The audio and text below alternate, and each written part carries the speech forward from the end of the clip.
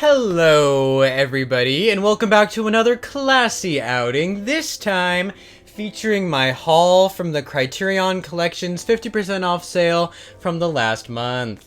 I know it's been about a very long while since I've uploaded a video, but I know I uploaded a thumbnail of the Smokey the Bear video, but this one's relevancy was fleeting. So I decided to upload something about this, and the next one will be the Smokey the Bear video in 2 weeks. Why have I had that downward inflection like the past 2 sentences? It makes me sound like I'm in a newscast. But I want to say hello, thank you to any new subscribers, hello any loyal subscribers. Welcome to my Hodgepodge YouTube channel where I talk about anything and everything that I find interesting. Today we have another installment of my Criterion Collection haul series. I will provide a link to the rest of that playlist down below, but right now we're gonna quit stalling and get back to the musings. Alright, as always, we are going to be going in chronological order, and in some cases where they are released the same year, we will be going in alphabetical order, starting with Blu-rays and then going to regular DVDs. So I will be honest, a lot of these that I got like on Blu-ray were just because there were no DVD copies available, and Barnes & Noble likes to hike them up by an extra $10 so they can make some profit.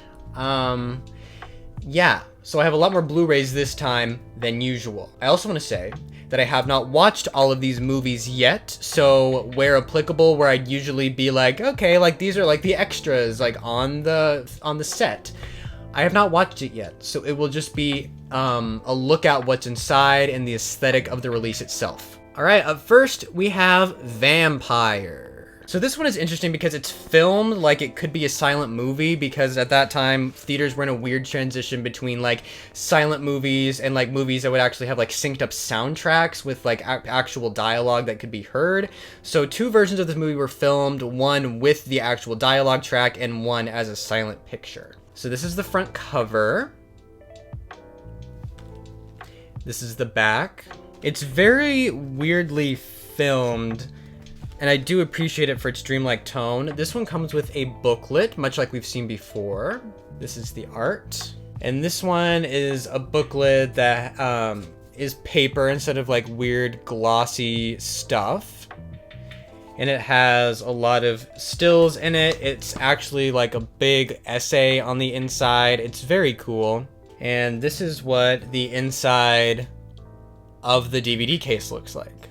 This one is also interesting because it comes with a book, a thick boy, that is over 200 pages long. It has the Vampyr script in it, as well as like a short little essay booklet about how they wrote it, why they wrote it, the screenplay by Carl Theodor Dreyer and Christian Jewell.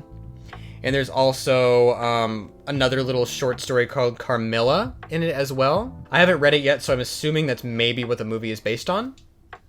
If you want to correct me in the comments below, please do.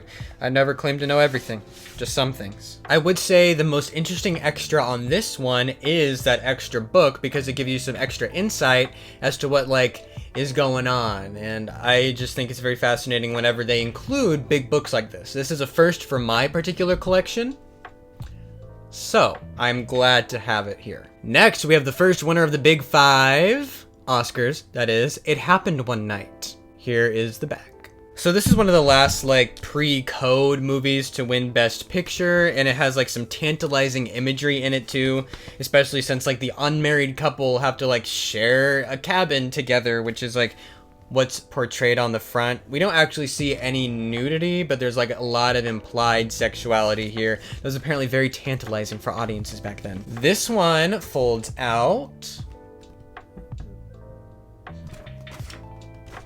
Then here's the essay on the back.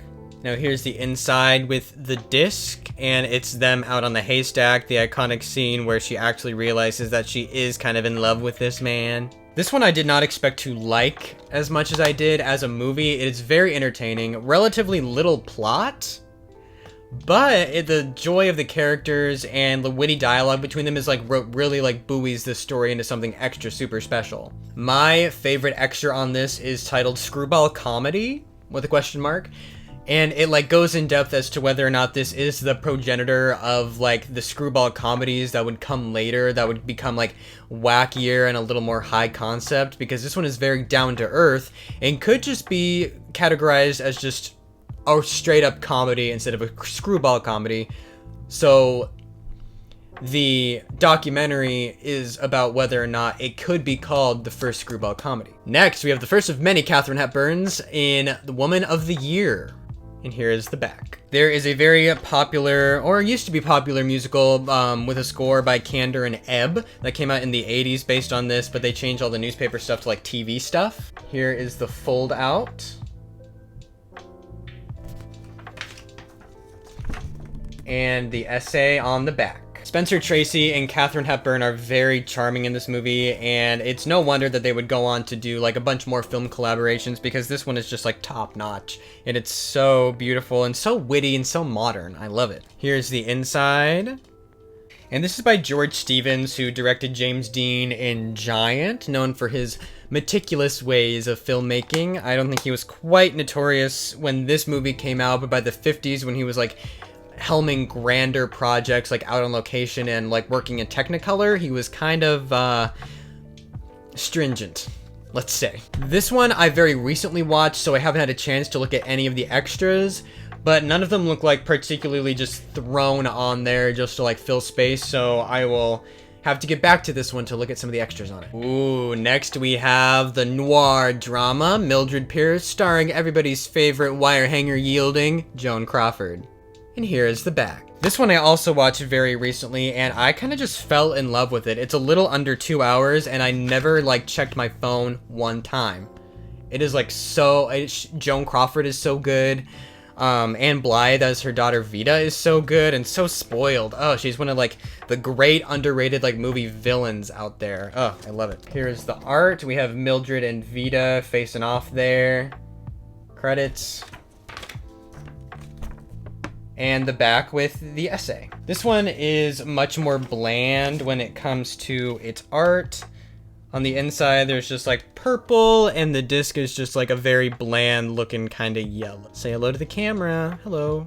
My favorite extra on this set is there's like a 16-minute section of the, what is it? The David Frost show, where he ends up talking to Joan Crawford, and she, you know, snaps some one-liners. She's like her witty, like very like charismatic self. She has like this like very 70s dress on with like a matching headband. It's camp. We love it. But she talks about Mildred Pierce and her Oscar win, and basically about how great it is to win an Oscar, some of which most of us will never do in our lifetimes, but the way she describes it makes it so human. And I think you can find that interview somewhere on YouTube, so I suggest looking it up just to see like a difference between how Bette Davis, let's compare another actress, to how she ends up talking about her Oscar. Bette Davis and her are both very, very camp, but they have very different ways of approaching how they talk about their career. Next we have Nightmare Alley. Here is the back. Now, I've gotten so many of these that I haven't had time to actually watch all of them. This admittedly is one that I have not watched yet, neither the feature or the extras, so this one is just one that we're going to be looking at. Here's the inside. It's a noir set in a circus about a traveling con man. Now, this one is interesting because the insides folds out. This is the outside. And then here's the side with the essay. But aside from that, this one like folds into the middle. Very cool. It also comes with these little cards that are reminiscent of like characters in the movie, I assume.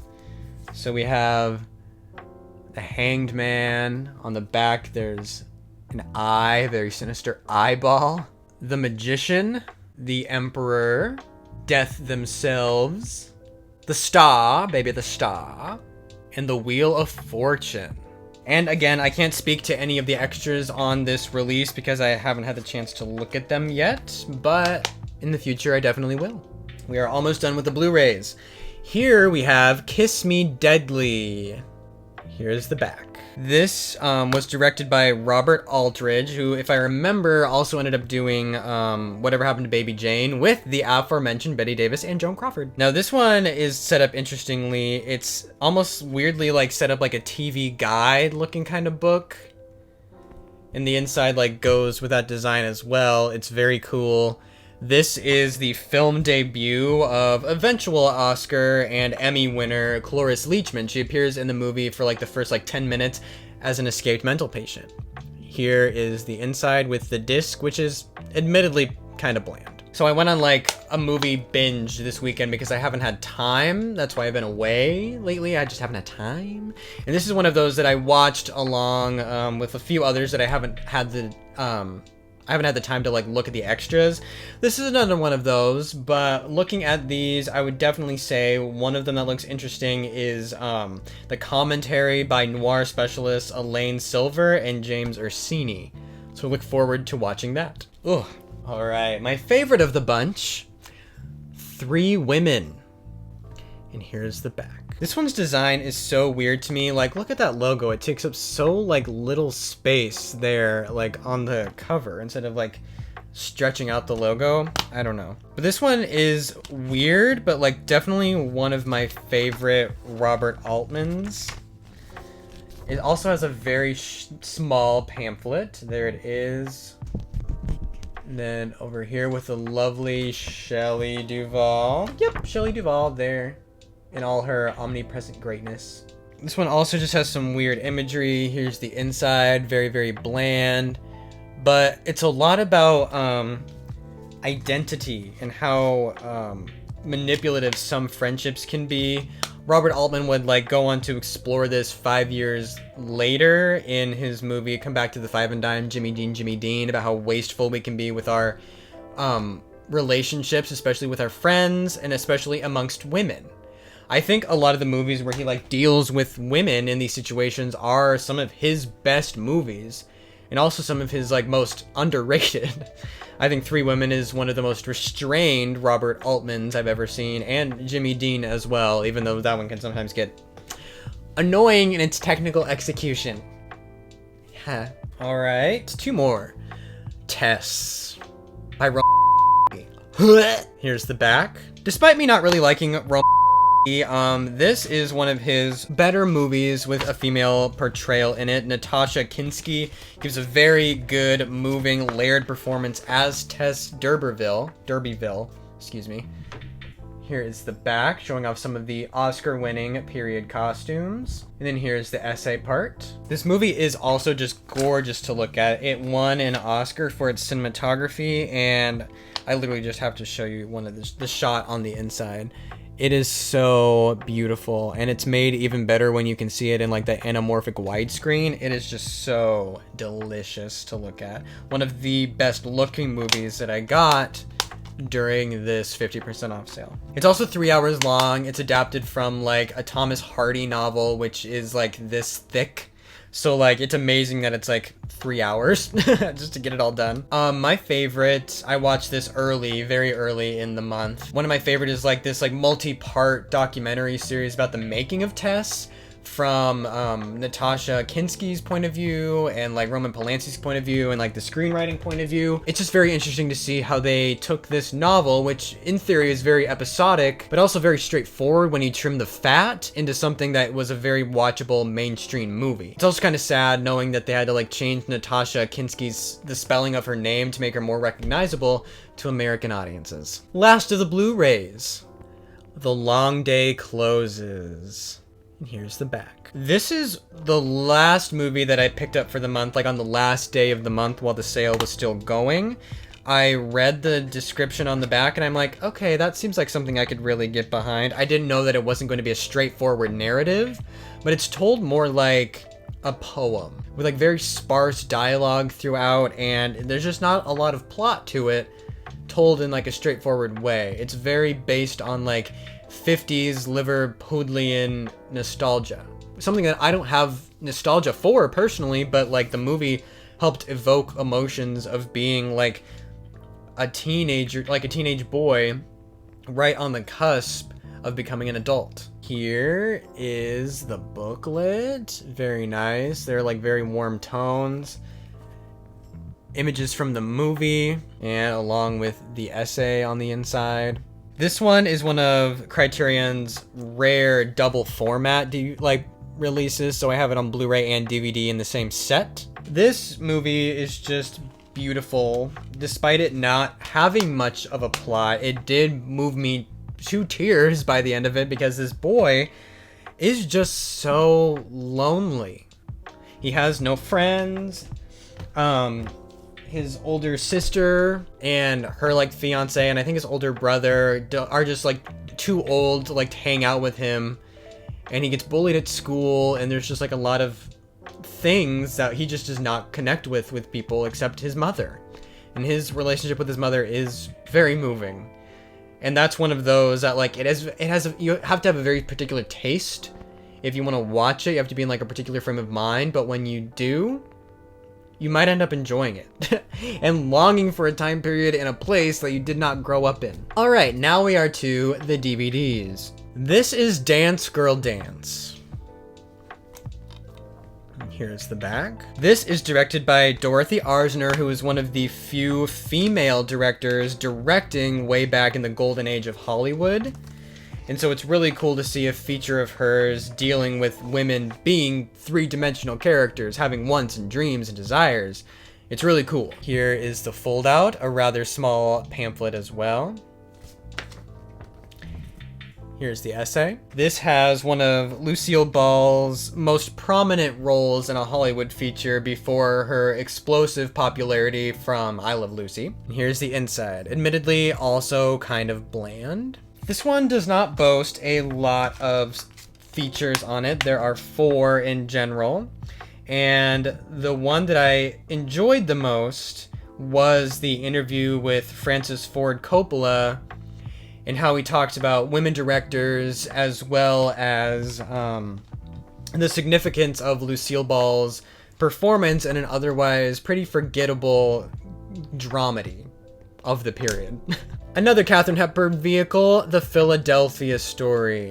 Also, strangely, an Academy Award win for James Stewart. Weird. Here's the back. So this is based on a play, and when you watch it with that knowledge, it's very evident that it's based on a play. A lot of the action is very sedentary, and they don't go many places.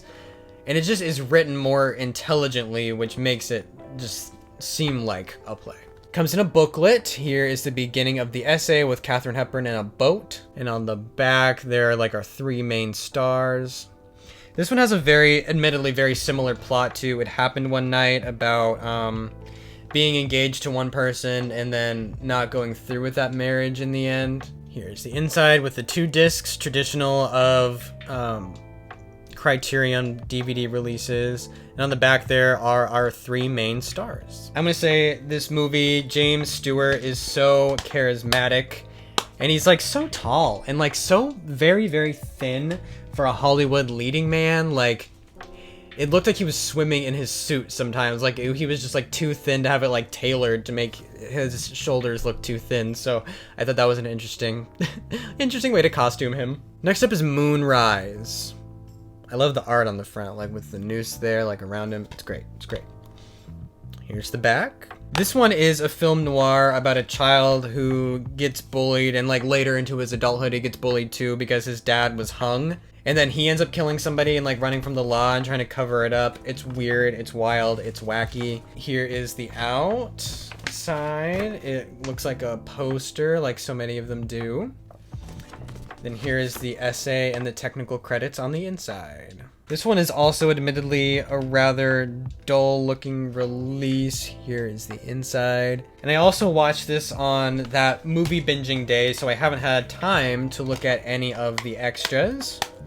But I'm always a sucker for the essays, so that's the only thing I've glanced at, and it seemed pretty interesting from what I read. Here we have 1949's The Heiress, starring the much underrated Olivia de Havilland. Here's the back. This one is also based on a play, and again, you can tell based on its sedentary action and whatnot. But Olivia de Havilland gives a very good performance here. A very worth the Oscar that she ended up winning. Here is the outside, and if you like look closely enough, it's like the texture is embroidered, which is very, very cool. And then here is the essay and technical credits. This one is cool because on the inside there are the discs, which are admittedly boring, but then there's the back is William Wyler directing Olivia de Havilland in a scene in the movie, which I really, really like. I think it's very cool. They could use a lot more of the inside artwork to portray the directors at work, because a lot of their artwork on the outside of the cases is so dependent on letting you know who the director is. My favorite, again, is an interview with Olivia de Havilland on the Paul Ryan show in like 1986, so like well after her, like the peak of her career, but like still enough that she can be like quick and witty, and we love it. So I recommend looking that up, especially if you don't want to just get the set. Again, you can find it on YouTube somewhere. Just seeing these like celebrities as people is so cool. Just seeing them step outside of their star persona for a while while still being like, yeah, well, I was a star. Like, I have an Oscar, I'm using it as like a doorstop somewhere. Stanley Kubrick's Barry Lyndon, starring Ryan O'Neal, also star of Love Story, which I plan to get from Paramount Presents very soon, and Paper Moon, which needs to come out on Blu-ray sometime. Here's the back. This one has a very thick booklet. Here's the front with Ryan O'Neal. And there's the back with Ryan O'Neal. This has some very good cinematography in it. I'm trying to find like a double spread of the pictures. It also uses a lot of natural lighting, which they had to build like special camera apparatuses for. But this one also won an Oscar for its costumes, and I think its set design as well. And you can definitely like see where that shows through. It's a very beautiful looking movie, very Kubrick. Here's the inside. It shows one of the film's many battle scenes. It's well over 3 hours long, and here are the discs over here. This is one of them that like interested me in the first half, but like I haven't gotten past the first half. I watched half of this movie, and I will have to go back and watch the second half and probably the whole thing again. So I can't speak to any of the extras because I like to watch the movie first and then watch the extras. So that's one that I will have to come back to. We have Albert Brooks's Defending Your Life with Queen Meryl Streep. And here's the back. This one is very interesting because the pamphlet is designed to make it look like it's a flyer for Judgment City, which I really like.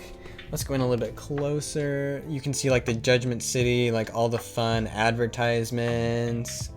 It's great. The backside is also significantly blander, but like at least they have like two different colors on the inside. I like that. And here's the inside. Again, the disc is pretty bland, but if you like look closely, there's binary code there. Interesting design.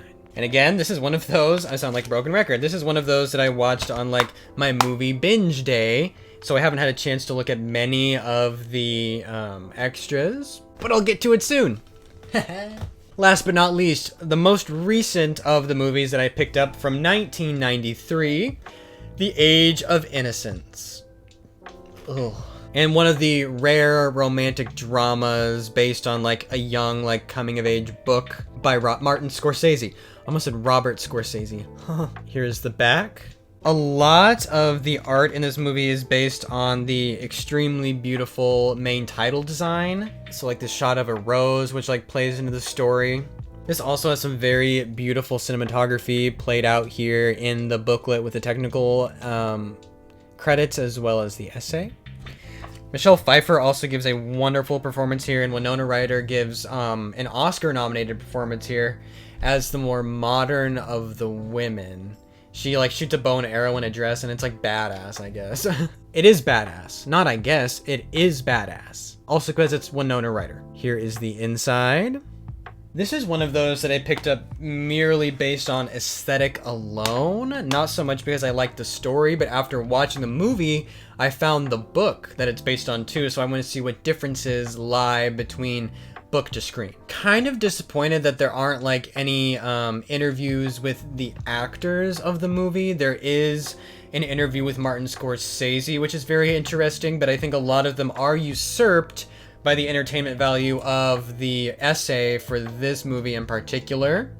Pick it up to find out why. Okay, well that does it for this extra super double length installment of my Criterion collection 50% off haul from Barnes & Noble. This was like at least 3 times as many as I would like normally show off in a regular episode, but like there was a lot that I wanted this month and there are more that I want.